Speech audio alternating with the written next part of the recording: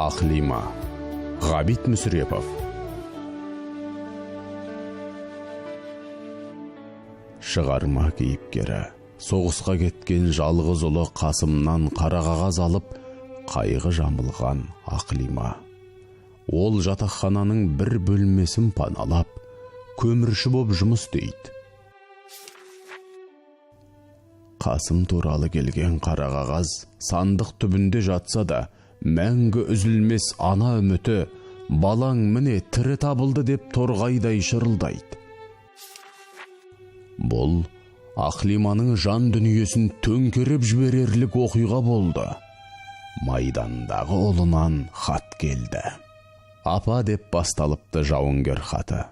Жалнатқан ыстық леп шыққан апа, апатайым деген сөздер дүние жүзіне айғай салып тұрғандай.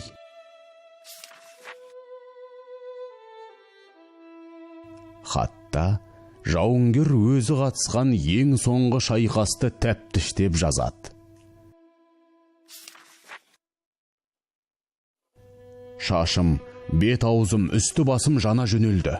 Қозғала бергенде екі аяғым орнынан табылмай құлап түскенімді де білем. Оның ар жағын 6 ай 10 күннен кейін ғана түсіндім. Түн еді апа, 3-ші түн еді. Күндізгі көп атыстан көтерілген көгала тұманның иісі әлі арылған жоқты. Бұл түн менің ең соңғы көрген дүнием болғандықтан көп нәрселер әлі көз алдымда тұрады.